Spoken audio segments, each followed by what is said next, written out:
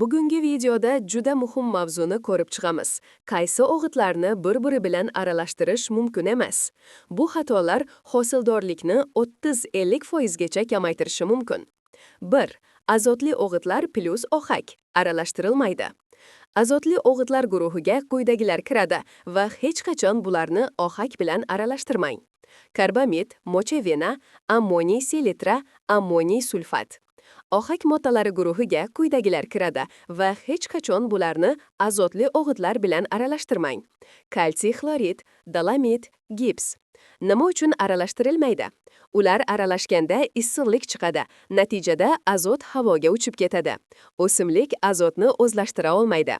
Ohak alohida berilishi kerak. Azot esa 10-14 kundan keyin beriladi.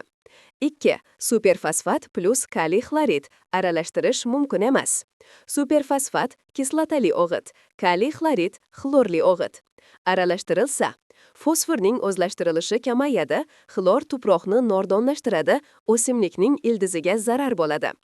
3. MAP 12-61-0 plus karbamid aralashtirmang. MAP fosforli o'g'it, karbamid kuchli azot. Nima bo'ladi? Aralashganda kimyoliy reaksiya bo'ladi.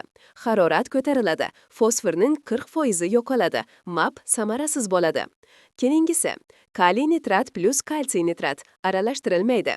Bu ikkita o'g'itni birga aralashtirsangiz, qattiq cho'kma hosil bo'ladi. Tomchilatib sug'orish tizimini tiqiltirib qo'yadi. O'simlik hech qanday element olmaydi. Ikkovi ham nitrat, lekin bir-biriga dushman. 5. Misli o'g'itlar Cu plus fosforli o'g'itlar mumkin emas. Bularni aralashtirilsa, cho'kma hosil bo'ladi. Tuproqda o'simlik qabul qila olmaydigan tuzlar hosil bo'ladi. Bargda kuyishlar bo'ladi. Bu ayniqsa barg orqali sepishda xavfli. 6. Temir plus fosfor. Aralashtirilsa, samara yo'q. Temir plus fosfor, temir fosfat degan qattiq modda hosil qiladi. Bunda fosfor yo'qoladi, temir o'zlashtirilmaydi, barglar sarg'ayadi, xloroz paydo bo'ladi. Temirni va fosforni alohida berish shart. 7. Azotli o'g'itlar va kaliy nitratni aralashtirmang. Nitrat plus nitrat bo'lganda o'simlikka ortiqcha yuklama beradi. Barg kuyishiga olib keladi, o'sishning to'xtashi kuzatiladi, nitrating ko'payib ketishi mumkin.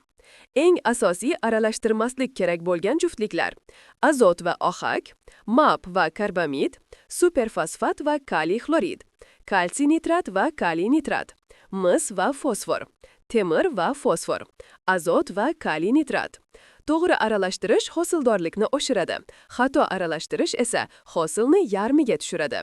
Videoni yoqtirsangiz like bosing, obuna bo'ling va izohlarda savollaringizni qoldiring.